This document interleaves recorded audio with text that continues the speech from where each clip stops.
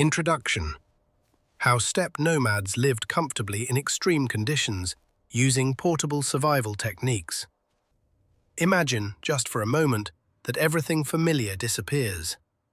No walls, no thermostat, no refrigerator humming in the corner, only an endless horizon of grass and sky. A plain so vast it swallows sound, where a 40-mile-per-hour wind cuts through you as if your body were made of paper. In winter, the cold falls to 40 below. In summer, the sun turns the earth into a furnace hot enough to boil water in the sand. To us, this would feel like a disaster, a full-blown survival emergency. But for thousands of years, for millions of people, this wasn't an emergency at all. It was simply Tuesday. Welcome back to Historia Prime. Today, we step into the world of steppe nomads and desert Bedouins, people who mastered the harshest climates on Earth not by resisting them, but by engineering portable systems that allowed them to live comfortably where most of us would not last a day. History usually shows us stone castles and marble cities, but the greatest engineers didn't build monuments that stayed in one place. They built fortresses that moved. The circular aerodynamics of the Mongolian Yurt, the heat-bending physics of the Bedouin black tent, the chemistry of foods dried by the air itself, the invisible fire pits that produced heat without smoke or light. By the end of this video, you won't just know history, you'll carry a blueprint of resilience you can use today. A mindset that turns danger into adaptation and discomfort into strategy. Together, we'll open the original go bag of the ancient world. So, take a breath, let go of the city walls you know, and step with me into the wild. Let's ride. Part 1. The Philosophy of Movement. To understand how steppe nomads thrived, we must first understand the mindset that shaped their entire world. Why live on the move? Why choose landscapes where the weather seems intent on killing you? The answer is simple and powerful. Mobility is defense. For settled farmers, disaster arrives as drought, flood, or failed harvest. For nomads, these same events are not crises, they are signals. Nature whispers, "It's time to go." And they go. Anthropologists studying groups from the Baluch of Iran to the herders of Mongolia discovered a truth that destroys the old myth. Nomads do not wander aimlessly. Every movement is calculated. Every migration is a strategy. In environments where water, grass, and shade are scattered thinly, staying still is death. Grass is consumed. Water becomes foul, and a motionless camp becomes an easy target for predators and enemies. Movement protects them. Movement feeds them. Movement is their security system. This is the first lesson for the modern world. Resilience is not about bracing for impact. It is about adjusting your step before the blow arrives. Flexibility, not stubbornness, is what keeps you alive. Yet a life in motion demands a special kind of engineering. You cannot haul brick walls across the horizon. You need a home that is light in the hand but strong against the wind. A structure that unfolds in minutes, endures storms, and disappears just as quickly. You need the masterpiece of nomadic architecture. You need the Yurt. Part 2. The Aerodynamic Fortress, the Mongolian Yurt. Now we travel to the high, wind-scoured plateaus of Central Asia, where the air itself seems determined to tear anything man-made to pieces. Up here, a normal square tent wouldn't last an hour. Its flat walls would catch the wind like sails, snap their poles, and vanish across the steppe. But the Mongolian nomads solved this problem centuries before modern engineers ever put pencil to paper. They built the Yurt, known in the West as the Yurt, one of the most refined mobile shelters in human history. At first glance, the secret is in the shape. The Yurt is perfectly circular. With no corners and no flat plains, the wind has nothing to grab. It flows around the structure, pressing it gently downward, anchoring it to the earth rather than lifting it away. What race cars achieve through wind tunnels, the Nomads achieved through generations of observation. Yet the true brilliance lies beneath the surface. Its walls are a collapsible wooden lattice, light, strong, and flexible. It can fold into a small bundle for transport, then expand into a skeletal dome that absorbs tension like a living organism. Covering this frame is the Nomad's most powerful material, felt. Pressed from sheep's wool, felt forms a dense, breathable barrier. In winter, its layers trap pockets of warm air with an efficiency comparable to modern insulation. Inside a gur, a simple stove burning dry dung can hold the temperature at a comfortable 25 degrees Celsius. Step outside just a few inches and the world plunges to -40. But perhaps the most extraordinary feature is something modern architects still study: thermal mass. By sitting directly on the earth, or on a low wooden platform, the ger turns the ground itself into a heat battery. Throughout the day, the soil absorbs warmth from the fire. At night, long after the flames die, that stored heat rises back into the room in a slow, steady pulse. The materials also breathe. Wool is hygroscopic, meaning it responds to humidity. When the air inside grows damp from cooking or breathing, the felt pulls moisture into its fibers, keeping the interior dry. When the air becomes too dry, the wool releases moisture back.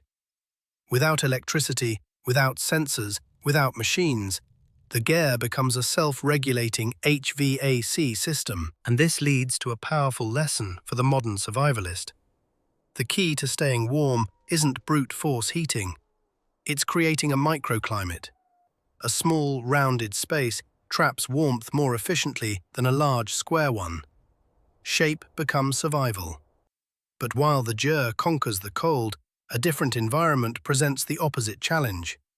What happens when the threat isn't freezing wind, but blistering heat? For that answer, we must leave the steppe behind and travel into the burning heart of the Arabian desert. Part 3. The Paradox of the Black Tent. Now picture yourself in the vast silence of Wadi Rum. It is noon. The sun is merciless, beating down with the weight of a hammer. The air shimmers at 49 degrees Celsius, and shade is no longer comfort, it is survival. Common sense tells you to reach for something white. White reflects sunlight. Black absorbs it. We've all felt the shock of touching a black shirt in summer. Yet for thousands of years, the Bedouin have built their shelters entirely out of black goat hair. Why would a culture living in extreme heat choose the very color we fear under the sun? This is one of the great paradoxes of survival engineering, and the key lies in thermodynamics, specifically the entropy rule. Here's the brilliance. Yes, the black fibers absorb enormous amounts of heat. The roof becomes scorching hot, but instead of trapping that heat inside, the tent uses it as fuel. As the air beneath the black canopy heats up, it rises rapidly and escapes through the loose weave of the fabric. That escaping air creates a low-pressure zone, a gentle vacuum, inside the tent. And where there is low pressure, cooler air rushes in. Fresh air is pulled under the tent's side flaps, creating a continuous convection current. The sun becomes the engine of a natural air conditioner. The hotter it gets, the stronger the airflow becomes. If the tent were white, the roof wouldn't heat up, the air wouldn't rise, and the interior would remain dead, still, and suffocating. But the wisdom of the Beit Shah, the house of hair, goes even deeper.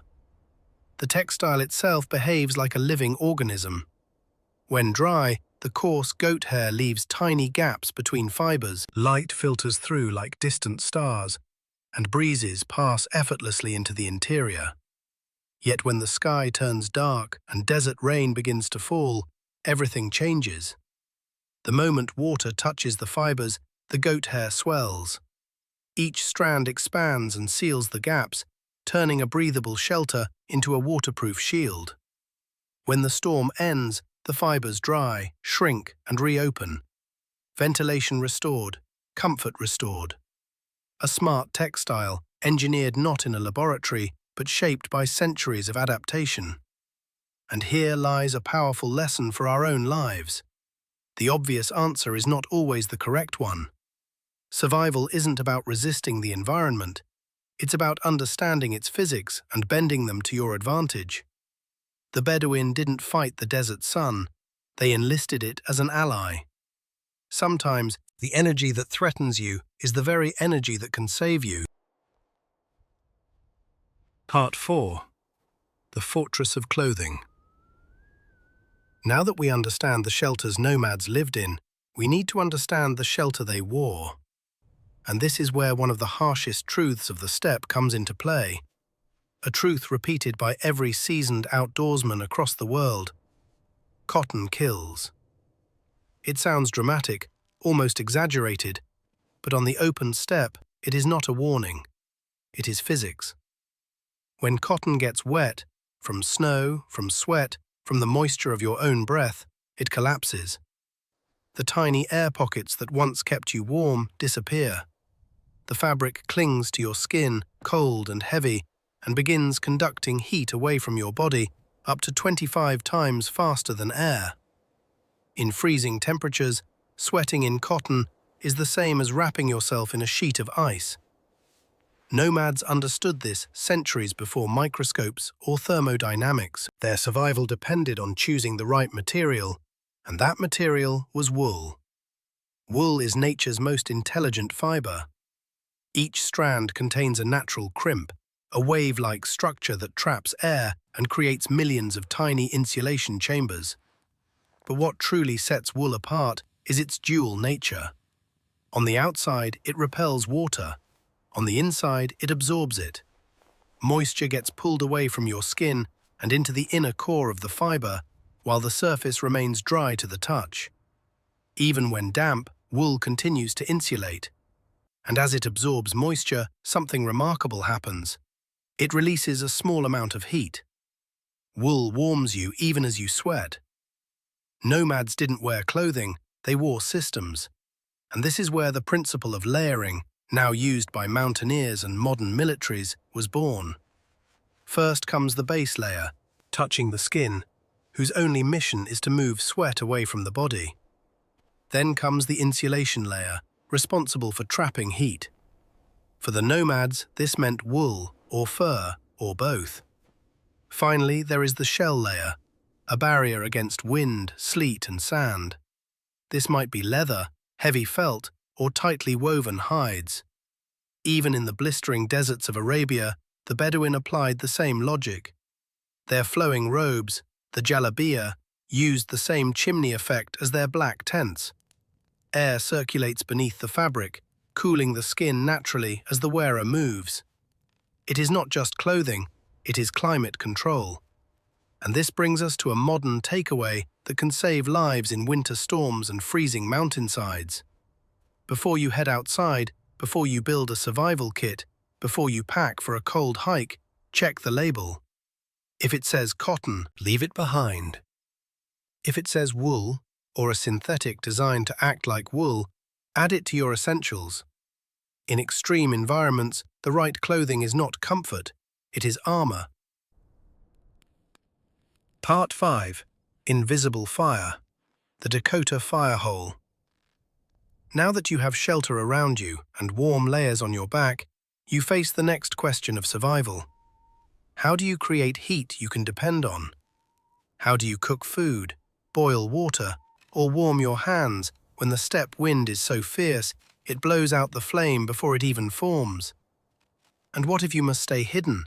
No smoke, no glow, no flicker giving away your position in the dark. The answer is disarmingly simple. You dig a hole. This is the foundation of what survivalists today call the Dakota Fire Hole, named after the indigenous people of the North American plains, though the physics behind it were used by nomads across continents. It is one of humanity's oldest pieces of engineered stealth. Here is how it works. You begin with a vertical chamber carved straight into the earth. This is your primary fire pit. Then, about a foot away on the upwind side, You carve a second, smaller hole at an angle, tunneling down until it meets the base of the first chamber. What you've created is a J-shaped system, and inside that shape lies a miracle of natural airflow. When you light your fire in the main hole, hot air rises instantly. That rising heat creates a vacuum, pulling oxygen-rich air down through the angled tunnel. The wind, instead of killing your flame, now feeds it. The airflow hits the heart of the fire like a blacksmith's bellows, making the flame burn hotter, cleaner, and faster. Because the heat is concentrated underground, you can boil water with a handful of twigs, a few pine cones, even dried animal dung, one of the primary fuels of the steppe. There is no need for heavy logs or massive fuel supplies. Efficiency becomes survival, and the Dakota firehole turns scarcity into strength. And then comes its greatest advantage: invisibility. With the flame buried, the wind cannot scatter sparks. The fire casts no shadow and no beacon of light along the horizon. From a distance, no one can see you. The earth itself becomes your shield. When you are finished, you simply collapse the soil back into the holes. No smoke, no scar, no evidence. It is as if you were never there. For the modern camper, hiker, or anyone navigating wild terrain, this technique offers two priceless lessons. Conserve your fuel and conceal your presence. In a world where storms, shortages, and uncertainties are increasingly common, learning how to build an invisible fire is more than a survival trick. It is a reminder that sometimes the most powerful solutions are the ones hidden beneath our feet. Part 6. Fueling the Machine, Bots and Biohacking. To understand how nomads endured months on the move, we must look at the fuel that powered their bodies. Imagine preparing for a 6-month journey with no refrigerators, no preservatives, and no supply wagons, yet still needing enough protein to ride, hunt, and fight every single day. The Mongols solved this with a survival food unlike anything in the modern world: bots. Bots is not jerky. Jerky dries. Bots sublimates. In early winter, when temperatures plunged to -20 or -30, the nomads sliced fatless meat into long strips and hung them in the dry, icy air beneath the roof of the Yurt. The moisture didn't evaporate, it froze and vanished directly into vapor. The result was a weightless, rock-hard superfood that retained almost all nutrients. It shrank so dramatically that, as the old saying goes, an entire cow could fit inside its own stomach. To eat it, a rider would crush a small piece into powder and drop it into boiling water. Instantly, the meat rehydrated and expanded, creating a rich, protein-dense broth. A fist-sized chunk could feed several people. It was the original just-add-water meal, long before freeze-dried camping foods copied the idea. This is how Mongol armies crossed continents without supply lines. They carried their calories in their saddlebags. And of course, food means nothing without water. The nomadic rule was simple: follow the water, well to well, stream to stream. But when water appeared, it had to be safe. Long before modern filters or tablets, they relied on the oldest, most reliable purification method on Earth: boiling. Combined with the invisible Dakota firehole, they could heat water fast, waste almost no fuel, and kill parasites like giardia that could end a journey faster than any arrow. For the modern traveler, hiker, or survivalist, the lesson is unmistakable. Efficiency wins, simplicity wins, and the smartest technology is often the one powered only by wind, cold, and fire. Part 7. The Modern Application, Your Go Bag. We have explored the genius of the Yurt, the black tent, the power of wool, the stealth of invisible fire, and the elegant efficiency of nomadic food. But now comes the real question. What does all of this mean for you, sitting in a modern home with electricity, running water, and a grocery store just minutes away? Because the truth is, our world is far more fragile than it appears. Storms knock out power grids. Wildfires force entire communities to evacuate. Floods, freezes, and failures ripple through supply chains with almost no warning. And in a moment like that, one principle of the nomad becomes priceless. Mobility is resilience. This is where the modern go bag steps into the story. Just as a nomad could pack their life onto a horse in under an hour, you should be able to lift everything you need onto your back. A 40 to 50-litre backpack becomes your saddlebag, your insurance policy, your lifeline. Inside it, the logic of the ancient world still applies. You begin with shelter. You cannot carry a yurt, but you can carry a tarp. A simple, heavy-duty 10 by 10 sheet becomes an A-frame that sheds wind just like a gur, or a plough-point shelter that anchors firmly against a storm. Shape and tension become your first defenses. Then comes clothing. And here the oldest rule still stands. Cotton kills. A wool base layer, wool socks, a fleece for insulation, and a waterproof shell together form a wearable microclimate. What the steppe taught the nomad is exactly what winter still teaches hikers today. Your clothing is your fortress. Next is fire. A lighter works when the weather is kind, but a ferro rod works even when everything is wet. A small digging tool allows you to create your own Dakota firehole anywhere. A flame that burns hotter, wastes less fuel, and stays invisible. Water follows. A single-walled stainless steel bottle may not look impressive, but you can set it directly into a flame and boil water on the spot. Plastic melts, steel saves. Food is simple. You don't need boards, but you do need density. Nuts, dried fruit, chocolate, foods that require no cooking but deliver high energy when your body most needs it. Yet the most important item in any survival kit isn't gear at all. It's the mind. The nomadic ability to read clouds, to follow the wind, to improvise rope from grass, to notice the small things that others miss. Most of all, the willingness to accept change. A farmer says, "This is where I live, so this is where I stay." A nomad says, "Conditions have changed, therefore I move." And in a world that changes faster every year, that mindset may be the most valuable survival tool we have left. Part 8. Conclusion. The real conquest. History often remembers the steppe nomads for their armies, their speed, and the shadow of Genghis Khan stretching across continents. But their greatest conquest was not of nations, it was of nature itself. They looked at the harshest environments on Earth, lands where thermometers freeze solid in winter and the sun scorches the ground in summer, and they quietly said, "We can live here." They did not force their will on the land, they studied it. They watched the way wind curled over the grass. They learned how goat hair swells in the rain and shrinks in the sun. They discovered that wool breathes, that air pressure moves like a river, and that ice can vanish into vapor without ever melting. Every shelter, every tool, every technique was born from observation, adaptation, and respect.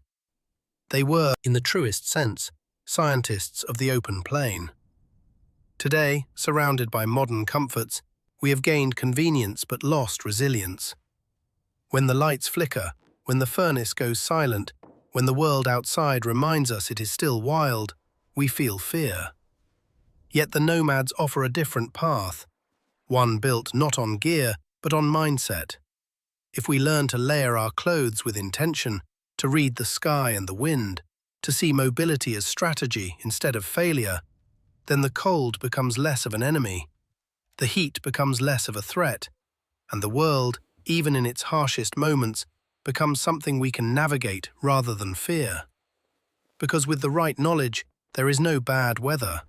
There is only unpreparedness. So the next time a cold wind bites your face, pause before you reach for the thermostat. Think of the gur standing firm on the plateau, warmed by nothing but wool and fire and clever design.